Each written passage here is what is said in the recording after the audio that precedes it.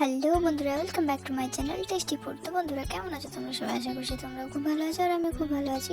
আজকে আমি তোমাদের জন্য পিঠের রেসিপি নিয়ে চলে এসেছি, দুধে সিদ্ধ পিঠে। তো তার জন্য গ্যাসে কড়াই বসিয়ে দিয়েছি এবং কড়াই গরম জল করতে দিয়ে দিলাম। এইদিকে মা গুঁড়িগুলো চেলে নিয়ে গরম জল দিয়ে গুঁড়িটাকে মাখিয়ে নিল ভালো করে। তো এইভাবে মাখিয়ে নেওয়ার পর একটা ডো করে তারপর সেটাকে ছোট্ট ছোট্ট করে পাকিয়ে নিলাম। এগুলো হবে চালের মতো দেখতে দুধে সিদ্ধ পিঠে। আর একদিকে আমি কড়াইয়ে আবার দুধটাকে ভালো করে গরম করে নিলাম। এদিকে আমাদের অনেকগুলো পিঠে পাকানো কমপ্লিট। তো চলো এইবার এই পিঠেগুলোকে কীভাবে পাকাচ্ছিলাম তোমাদেরকে একটু দেখিয়ে দিই। এইভাবে ছোট্ট ছোট্ট শুরু করে পিঠেগুলো পাকাতে একটু সময় লাগছিল ঠিকই, বাট খেতে কিন্তু দারুণ লাগে। অনেক টাইম লাগছিল দেখে নতুনভাবে পিঠে করা শুরু করলাম। ওই একই ডোকে প্রথমে গোল করে পাকিয়ে ছোট্ট বাটির মতো করে নিলাম।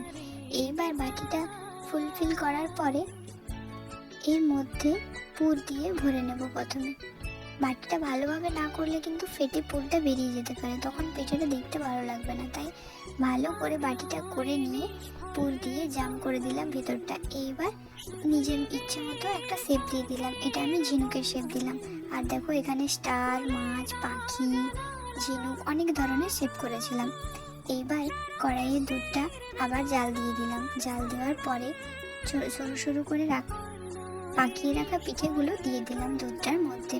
এইবার ওইটা একটু ফুটে আসার পরে বানিয়ে রাখা মাছ, পাখি, ঝিনুক, পদ্ম ফুল এইসব পিঠেগুলো সব একটা একটা করে দিয়ে দিলাম। তারপরে দিয়ে দিলাম পাকিয়ে রাখা আরও বড় বড় পিঠেগুলো। তো বন্ধুরা, তোমাদের ওখানে এই পিঠেগুলোকে কি নাম দিয়েছে একটু আমাকেও জানিও। আমাদের এখানে এই পিঠেগুলোকে সেদ্ধ পিঠে বলে, আর গ্যারগেড়ে পিঠেও কিন্তু বলে। তো ভিডিওটি কেমন লাগছে অবশ্যই জানিও। আর যদি আমার ভিডিও ভালো লেগে থাকে অবশ্যই like, comment, share and subscribe করে দিও। তো চলো, দুধটা আবার ফুটে উঠেছে। তো এর মধ্যে শক্ত পিঠেগুলো দিয়ে দিলাম। এবার পিঠেটা সেদ্ধ হওয়ার সাথে সাথে কড়াইটা ভরে গেছিলো, তাই আমি নাড়তে পারছিলাম না। মাকে ডেকে দিলাম। মাও একটু ভালোভাবে কড়াইয়ের যাতে লেগে না যায় তার জন্য তল উপর ভালো করে নাড়িয়ে দিল। এইবার আমি পরিমাণ মতো কিছুটা চিনি অ্যাড করলাম। কিছুটা নয়, আমি ঠিক 2 বাটি চিনি অ্যাড করেছিলাম। যে যতটা মিষ্টি খাবে ঠিক ততটাই অ্যাড করবে। পিঠে আমাদের প্রায় কমপ্লিট। এইবার একটা বাটিতে নামিয়ে নিলাম। এইবার টেস্ট করব।